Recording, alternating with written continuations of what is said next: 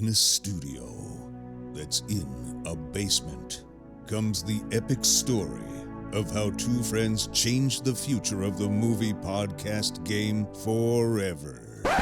The reviews are in. Boys Life magazine gives the High Sci podcast 4.5 acorns. The Daily Bugle says, these guys are super legit. And Pope Francis declares the podcast as life-affirming. From the kid who tried to get smart with David Spade and got fucking old. You're still out. You're still bad. And the guy who can name all four Baldwin brothers. Alec, William, Daniel, and the baby boy, Stephen. Live from the studio of his parents' basement. The Have You Seen It podcast. Welcome back to the Have You Seen It podcast. My name is Mason Knight, and sitting across from me is the one and only Cash Kraus. Cash, how are you doing this fine day? I was going to do a spit take. Spit take? Yeah. Okay. When you said Did my spit name. water everywhere? Like I was surprised. Right. But one, can't do a spit take. Never been able to do it. It just go right down the middle. Well, and you I go into the microphone. Exactly. And then you're dealing with I a thought wet it'd be microphone. And two, I thought it'd be rude. Oh, To drench everything. Everything that and you everyone. And the full audience that we have. Yes, they would be they are here. in the way. Yeah. Could you guys maybe just show your... Oh, there they are. Man, that is Thank you. That is the saddest. Simmer down. That is the saddest clap edit that you could. What is that? 8 people? Did you make that yourself? Well, I did. Sounds like it's a recording of edited 9 people in a gymnasium. Crazy. Scatteredly clapping like it's like 4 people. I guess since you said something, A we will low clap. murmur of a clap. The most depressing clap I've ever heard. You know, they're not very enthusiastic to be here today. We are in an auditorium, but we only brought in 9 people to fill out this. Because you have to, social distance or something, I think. I'm not quite sure. I'm not These following that days. bullshit. Yeah. So this is New Movie Monday. Yes, it is. Blockbuster And Monday. we actually have a new movie We and do. a controversial film, I would have to say. Controversial. I'd have to say everyone's talking about it right now. Wow, okay. And what is so controversial about this film? Well, the controversy is either you get it or you don't get it. And by that I mean you either love it or you fucking hate it. 'Cause Right. I watched this film with 2 other people who I don't think I've ever seen this kind of reaction in people where they just seemed actually angry. Are at the you film. serious? Yeah, they seemed upset. Now, I have to be Physically upset. in the, a full transparency here. I did not understand everything in this film when I first watched it. This is one of those films where you kind of have to do a deep dive. Well, you kind of have to look into it and kind of put the pieces together and everything. But Let's preface. I enjoyed it. The film is I'm Thinking of Anythings by confusing and very talented writer-director Charlie Kaufman. Yeah. Who has wrote very surreal, abstract things in the past, such as Being John Malkovich. I'm trying to think of his other adaptation and Animalicia, which is all those I loved. Eternal Sunshine in the Spotless Eternal Sunshine of Mind. the Spotless Mind, Jim Carrey. Yeah, Animalicia is one of the funniest films I've seen. It's a dramatic film, but it's all puppets. Oh, Like claymation. So it's all, but it's Charlie Kaufman. So it's very, so the film is, I'm Thinking of Anythings. So that should preface enough of what kind of film it is. It is. It's very, very abstract. When you think of an indie film and your just mind immediately goes to something that's like the most abstract performance where you're not really understanding anything, it's on that spectrum. Absolutely. For sure. It just happens to have a huge studio behind it, Netflix, but it is on that spectrum. It is. And like you said, I didn't, of course I didn't understand everything. I don't think you're supposed to. No, you're not. Because there's no clear-cut answer for any of it. No. It's abstract like an abstract painting to where I look at it and I see something else, then you look at it and you see something else. Yes. And throughout it too. I mean, there are a lot of things and elements and just overall themes in this film that you really have to focus on and kind of slowly start putting the pieces together. Yeah. because then you see it through this character. It manifests through this character, Lucy or Ames, or there were so many different names for her. What was her name? Lila? at one Lila point? or Laphilia or whatever. There's a Ophelia? bunch. The name got There were weirder so and many, weirder. yeah. It's not, it's not a on the surface film. No. Not, it's not like a Fast and Furious where it's you see what you get. It's that, but that's Charlie Kaufman. Is everything is below the surface. But that being said, I'm kind of, as far as our duo goes, I'm the indie guy. I really like those kind of things. You like them too, but I really like abstract and weird. And I love Charlie Kaufman, but and I did enjoy this film, but I gotta say I was bored at times. I gotta be honest. The filmmaking is phenomenal. Yes. It's so beautiful. Like the shots of the car and the snow being used throughout the entire thing, the snow inside the house.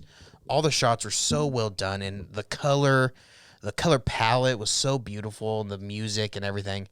There were times when I was thinking, okay, maybe this is going along there, because there is long-winded dialogue. That's what I wanted to bring up specifically is the dialogue. I thought carried this film.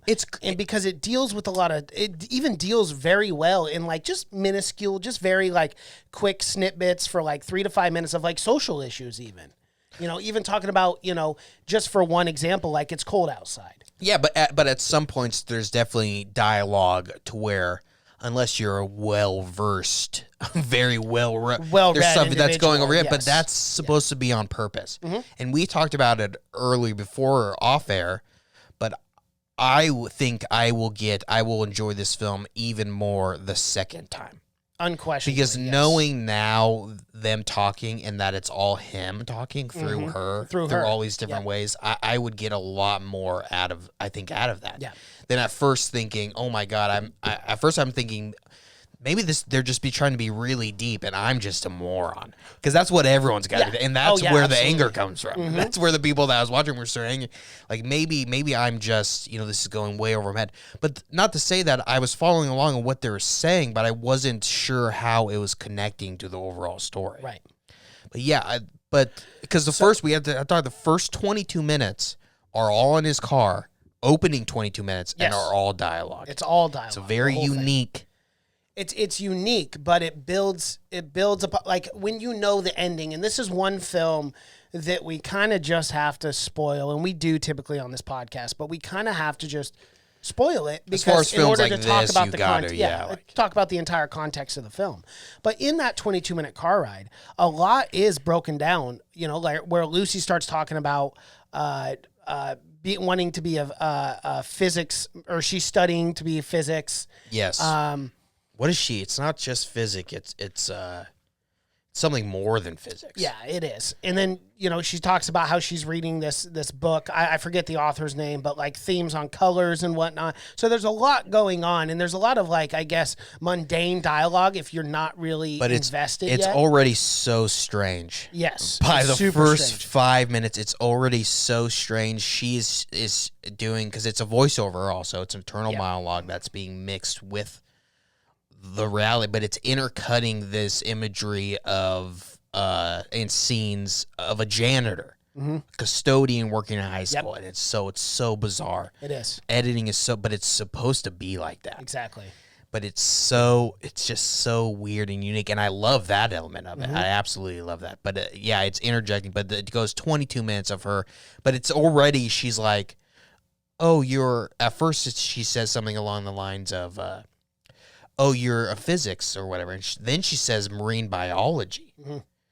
Well, but because the first minutes you have no idea. You have no clue to what. I mean, obviously you couldn't. So you're like, and I got to talk about this also. We got to bring it up, is the marketing for this film. Yeah. The entire, for at least that first hour or first act and second act, I was thinking this was a thriller. And it's even on the Wikipedia, it says psychological thriller, doesn't it? And I would call it a psychological drama. Yes, I agree. More with than that a psychological entirely. thriller. Mm-hmm. A thriller ensues that at some point there's going to be some twist or something along the lines, and there's some kind of mystery or something. Right. Which is what I was thinking the entire time. The entire time I was thinking, oh man, is he kind of is he crazy? Is he crazy? making all his parents up and all that? And are they never? Because the car ride is so long at the start, you're thinking, oh my god, they're never gonna get there. No. And that's what threw me off. I got to be honest, because we had both talked about how it was a psychological thriller. So we were bad going marketing. in, bad marketing. No executive still does not know how to market Charlie Kaufman. Right. And we were viewing this movie with the intent of it being a thriller. So then when it's set up in that way, and then we go into the house and the dog's doing the weird shaking thing and he won't stop. And then, she's looking at the picture and then it's a picture of Jake instead of Lucy. And then the mom is up in the window waving forever like it's some kind of glitch and it's like some kind of program or something. Right. So yeah, you really think, and then about like halfway through the house, you kind of start to realize, oh, there's nothing horrifying is going to happen. Because then they leave the house and you're like, oh, okay, well, that was it. First it shows the mom getting really old and their ages keep switching back and forth. At that point, I knew this is something it's not, which I should have known because idiot me, but I should have known Charlie Kaufman, he's always going to flip it on your head. But yeah, I knew once what's his name? Jesse Plemons was at his mom's, side or whatnot. Yes. And then the dad comes in, he's normal age again. I knew it was something more than. I immediately started thinking, oh, it's memories. Yep. Because it starts playing with the idea of his room is perfect and whatnot to where his childhood was. And that's what we have to talk to. And this is where they tied it in really well. Because, Lucy's going on and she's doing these long rambles in the car about, talking about being studying physics, the theory of colors, and then liking these certain films. Well, and she recites a very morbid poem that Bone Dogs that shows that is she a poet now? And it's a beautiful scene. It's really well done and dramatic. When he's kind of prodding her to say, and then she goes for like a 4-minute monologue of this poem, and she starts to cry and look out the window, and the poem and is it about almost him. Looks like she is talking to the camera, talking directly to you while she's reciting this poem. And that's something beautiful too, because as you could tell, like the way that this was shot, it wasn't a widescreen. I don't know what aspect ratio this was shot at. It changes throughout. It does. It goes 4:3 aspect when it wants you, really good cinematography. But it goes 4:3, that 4:3 when it wants you to focus in on something, you know. But it does do that. You noticed it, and I noticed it too. But yeah, when it wants to focus in on her or something, it will go to like a 4:3 aspect. And it makes you feel really small. Like it does. You're the only person in. Because the whole car ride feels like they're driving through fucking purgatory here. Not a single turn. Nope. And when they straight the whole time. And it's like the road ends at their house. At their house. What is it? Were they on a dead end the entire? And then when they go to the Tasty Freeze or whatever, the road seems to end at the freeze. At the freeze, yes. So you immediately know that it's not something's odd. And then again, the editing is very weird and kind of choppy, but it meant to be like that. And the old guy keeps being intercut, and then at the start you see the old guy watching them. So that really throws you off of what it really is, but you end up being it's just psychological. I felt like throughout this whole thing too, like obviously we'll talk about this over and over again, but Lucy was literally a manifestation of everything Jake wanted to be. He wanted to be a painter. He wanted to be a physicist. He wanted to do all of these things, but instead he's left with this very hollow feeling of just being a nobody and being nothing and being a janitor. He's like, it's hinted at early on that he's like a tragic genius with Toni Collette, who's fantastic. She's awesome. Well, her and the dad, I was laughing out loud. Professor Lupus from Harry Potter. But when his facial expressions, when he would say something and kind of like linger and just kind of shake, I was laughing at that. But it was very unsettling and very creepy. But both of them just kill it. And again, when Toni Collette's character, when the mom, she's young and she's picking up the laundry and stuff, and she literally says there are so many things that make him nervous. He's closing off more and more. He's closing more and more off of the world. Yeah. So you really get a sense that he was so scared of himself. Like he was so scared of putting himself out in these situations that he literally is just, all of this is just a manifestation in a fantasy of what his life could have been had he had taken a chance. And had he had not been, so timid and she also nervous. represents the perfect girl. And that's why, it took him so long to get into the house, and why his mom and dad are constantly changing is because there was never a good time to bring home a girl. Nope. So he never did. No. And he never had a good. Now at this point, he's, for the first time, he's branching out, bringing home, what's her name? Lucy. Lucy Mini Ames. Because it never actually says, it constantly changes. And then even if you're watching the subtitles, it never says in the subtitles. No. But so it's constantly changing. But that's the whole thing, is she is a representative of everything that he wanted in a woman. Yep. Everything he could have had, everything he wanted and envisioned, but he's kind of this tragic genius to where it never gets in it. It's more abstract, but you almost have to think he's probably schizophrenic or has some kind of mental at this point. Because one, he's smart, and mental illness is closely linked with higher IQ. Almost everyone knows that. So, but that's the feeling. But at that point, when Tony Collette's talking about that, you really don't know. But once you start unraveling it, it all starts connecting. And again, the second rewatch, you'll get, I think, even more for that. Yeah. Well, and too, the fact that obviously Jake did not have, and these are represented not right in your face type of things, but he did not have a good relationship with his father at all. I mean, any of his parents, either one of his parents. I mean, when he shows up to the home, they stay upstairs, and he goes, "Oh, well, they'll come down." Yeah, where they're farmers ready, and they're kind of dim-witted, and he's obviously the first of a generation that's smarter than them, so he can't connect with anyone. Well, think about this too. If you watch carefully, when he introduces Lucy to his parents, his dad doesn't even make eye contact with him. He acts as if he's not even there. Well, and they kind of do a weird shake. Attention. They kind of do a weird handshake and stuff like that too. Yeah, you can tell they love him, but there's no connection or whatnot. Right. And it's even when they're talking about Trivial Pursuit, the genius thing. Exactly. It's genius. Genius. But that was fucking tits. But that is just these are all memories that have stuck with him. Yep. But that is, throughout the film, you can tell it's a memory because things are slightly changing throughout. Yes. The dad will have a bandage on one side, and the next thing you know, the mom will get slightly older or younger, depending on the Lucy changes her story on how first they met. It's so subtle, I'm like, I knew she was getting old. I knew both. I'm like, are they fucking getting older?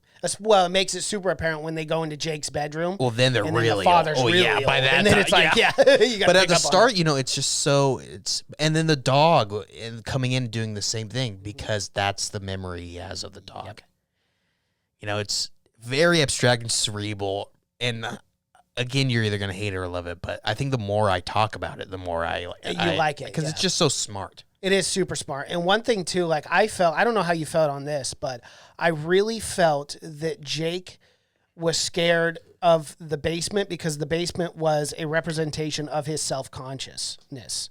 Like you look at the basement and you look at the paintings of because remember, like Lucy was talking, and I don't know the painter's name, but she's like, "Oh, look at my paintings." And the father never gave any, never looked at those paintings and thought they were anything, which shows me that he had a bad relationship with his father because he didn't understand. Yeah, he says something about them being abstract, but it's almost like an Easter egg of Charlie Kaufman's work, and even of all the shit, because his stuff is so abstract, and even the rom-com part where it's the janitor, and then it's directed by Robert Zemeckis. Yeah, that was awesome. That was funny.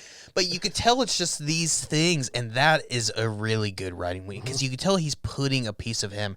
But that's something he's always had to deal with. It's people not understanding his art and saying it's bad. But that's the same thing with his dad going, I never understood any of that. But not even looking when she was showing him and being like, keep waving just him off. Just very dismissive. But yeah, I agree. I guess I never thought, but that is definitely the basement because he always kept saying it's unfinished. It's just a black hole. Right. That's kind of what I think his psyche is. When there's scratches at the door that are supposedly Jimmy's, the dog's, but then you go into the basement as well too. And this is another reason why I think it's part of his subconscious is because one, the paintings of what he could have been about his potential. And that's when it gets really weird because it's not him that goes down. Yeah, it's Lucy. But it's Lucy, and she goes, "These are my paintings." Yes. And then you start to see the poetry book that she recited. As a and then a picture of him as a kid, Yep. but it looks just like her. It's so like high strangeness. But the biggest telling for like me and looking at this as his subconscious is then she walks over to the washer and she pulls out the janitor uniform.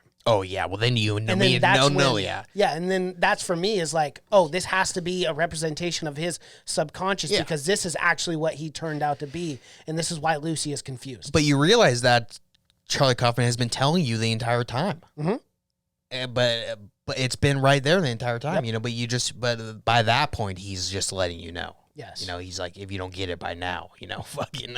Because even I was early on when it kept showing the janitor, I was looking for a name tag to show his name. Yes. And it never showed. He never even had one. So, but I kept.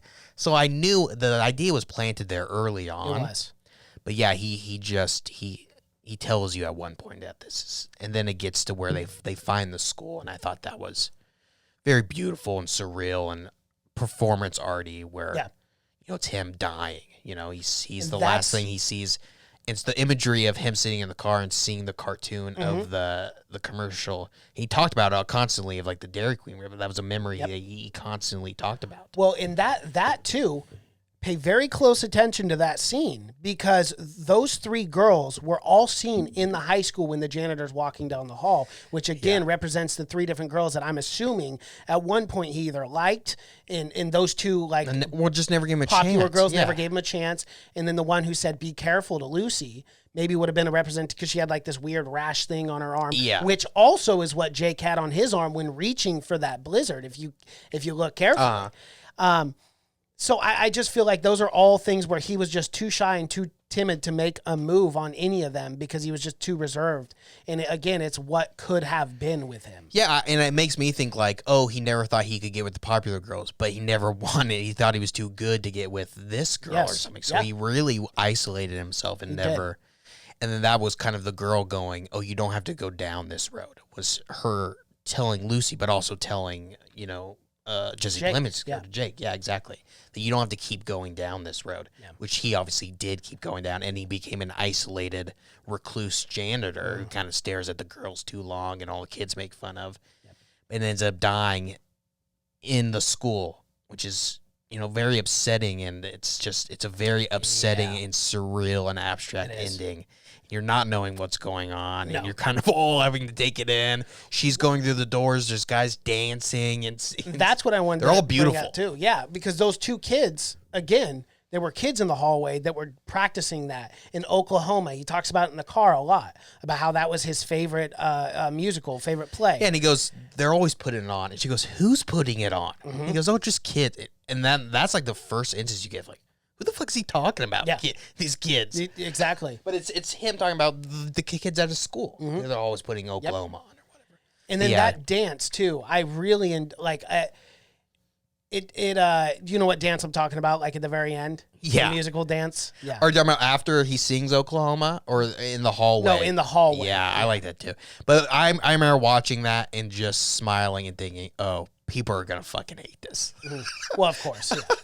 I remember watching it and going, whole oh my dance- God, it's so surreal and abstract. Yeah. People are going to fucking be actually upset and mad about this. But it was only like a 2-minute dance, and literally all it was is just to show you again what Jake's life could have been. And then the janitor shows up and stabs Jake, which literally kills any hope. Killing himself and kind of his killing self-conscious yes. and kind of those problems that he had and everything, like killing, you know, what was left of him and everything else. Yeah. It's, and I don't understand the anger behind not understanding a film. You know, why does it have to lay it out and tell you what to feel? You know, why can't you watch it and not know the answer, you know? Right. It's the human condition, which this film is all about the human condition. It's the human condition to want to know and have everything laid out for you. Like Jake, you know, Jake wanted to know everything, but he missed out on he ended up missing out on the most important parts of life. But he knew there wasn't a topic that he didn't know about. Yeah. But it didn't give him any kind of fulfillment towards the end. Nope.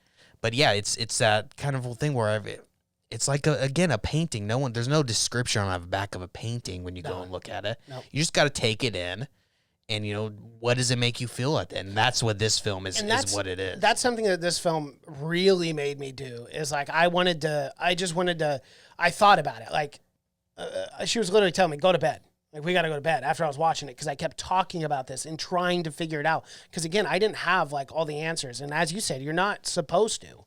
But no, and Charlie Kaufman will never give you the answers. He'll never give you the answers either. But if a film can make you think about it as much as this film does, and it did accomplish what it set out to do, in my opinion. And that's something that I'm thinking of ending things really did. There was a short film that we watched in high school that it was a dream sequence of this man who was about to be hung at the gallows. Yeah, that's a really famous. It's a really famous one. I can't remember it. But I love the fact that this was kind of the same way with Jake, where this whole 2-hour film was literally just memories and moments. And the last kind of hour of his life. Yeah. And it was all wrapped up in this collective 2 hours. And then the pig with the maggots at the end, the cartoon pig. At that moment, I could tell, people were gonna fucking hate this. Yes, and again, that represents, like, I think into, like, a passing into what his idea of a perfect world heaven was, because he's literally accepting a Nobel Peace Prize in the backdrop of Oklahoma, which was his favorite play, as he has brought up. And that it's so strange. It's so, like, high concept and meta for Charlie Kaufman. But the speech he gives is the speech in A Beautiful Mind that Ron Howard wrote. That John Nash, the real guy, it's not the speech that the real guy gives. It's the speech that Ron Howard wrote for that guy. Yeah. So he took that from and had him put him in this. But I think that was, like, it was supposed to be a thing of, like, that trouble. And in Beautiful Mind, when he gives that speech, it's supposed to be like you feel like, everything's going to be okay. Like, his schizophrenia is just gone. But that's not the feeling at the end of this. No. And it's meant to be. I think that was him, again, poking fun at poking fun, we talked about a little, like Robert Zemeckis and these really mainstream. Yes. Because Robert Zemeckis, he's very commercial. He makes great films, but they're very commercial. But it's him poking fun at that and all this really mainstream with him giving that speech at the end. And knowing that, I mean, because it's never talked about that he's got any mental illness, but just knowing that, it's not going away. No. When he wins this, when he finally gets his goal or whatever, this guy is still him. And then he goes into the Oklahoma dance. But the pig, I think, was a memory that, it was the last memory that he remembered before he died, because it was such an important memory when he was a kid. He saw this pig being eaten alive with maggots. He talked about it early on to her. But again, it's like when you're dying, you it's like Citizen Kane when he's on his deathbed and he says Rosebud. And that just was his sleigh when he was an 8-year-old kid. It had nothing to do with his $1 million mansions or anything like that. That's the kind of thing that I just think it was, whereas that pig was the last memory that he just, like, because it had a huge impact on him as a kid. And when you're dying, you just bring up these weird, random things that you don't know had a huge impact. Another thing, too, with the pig, I thought could have also, because you're talking about farming, his father, the way Jake described that story to, Lucy in the farm was that the father just didn't pay attention to the pig until it was too late, until he realized that maggots were slowly consuming eating him alive, the pig. I feel in a lot of ways it does also represent Jake, because his father never understood his son, because his son was so much intellectually smarter and just different than him than the father. Knowing that that intelligence will eventually consume you, like the maggots did. Exactly. Yeah, exactly. Yeah, I think there's so much metaphor to it. There are and imagery. I mean, it's a film that you can go down break down for every scene, scene that you could break down. But and especially the dialogue too. I mean, there's so many. We got to wrap this up eventually, but there's so many scenes like the dialogue wise too, where you could just break down. Oh, especially the car scenes where every time they go from one scientific subject or poetic subject, because they even talk about movie reviews and stuff like that at one point, you could break down all that. But which was a great movie breakdown. Absolutely, yeah. I mean, way better than I could ever do. My biggest complaint for me is probably, I think, is the pacing. I felt it went a little long. I mean, not the time, but I felt I was just bored at some points. But knowing what it all meant at the end, you kind of forget about all that. Yes. I don't think it's the perfect film. I don't think it's the best Charlie Kaufman film, but it's, as far as uniqueness goes, it's definitely unique. I mean, in the landscape of what we are today, it's a breath of fresh air. Yeah. Absolutely. It's so unique and just no one else could write a film like this. Yeah. You know, a million people could write a and then generic action execute film. it too. Yeah, exactly. And then it's just, I mean, it's a film that I couldn't imagine. You know, you watch it and you go, oh fuck, I can't do that. This guy's on another level. Yes. But if you haven't, go back and watch. Just watch Being John Malkovich. It's my favorite Charlie Kaufman film, but it's so good. But it's high concept like this. Yeah. But I would say, would you recommend this to people? It's a tough one. Okay, so would I recommend it to people like, for instance, my father? Absolutely. I know the answer to that. He would hate this. Yeah, and I would not recommend it to my dad as well. But I would recommend it to certain types of people. Yes, absolutely. And I'd highly recommend it if you want a thought piece. Like, I really think this is a think piece in a lot of ways. It's a film that you have to break down. You have to analyze it. Because it is. It's not in your face. Like, you don't understand the answers right away. But I liked it. I actually sat through this and enjoyed it. And it's one of those films that immediately after I was done, I was like, oh, I got to watch this a second time. Yeah, and you it's can't a film deny I that it's will not watch a second beautifully time. shot. Oh, yeah. I mean, absolutely. It's all the colors and everything looks so great. But yeah, I agree. I would not. It's just a lot to unpack for a lot of people. Yeah, like an average. And I think you almost got to be in the right mood to really watch it. But Netflix is the perfect platform for something like this. It is. I'm so glad that they did pick this up. But yeah, I don't know if I'd recommend to everyone. But if you're in kind of a cerebral mood and you're kind of a mood about thinking about all the things you've done in the past and whatnot, and then flip it on, because by the end of it, you'll either be angry, I guess, or you'll be fucking thinking about and by the end everything. of it, and by the end of it, you really understand the title of the film. I'm thinking of ending things. Yeah, you do. You do. You really fucking do. Yeah, he should have ended things. Yeah. A long time ago. All right. Poor bastard. Yeah, poor bastard. Yeah.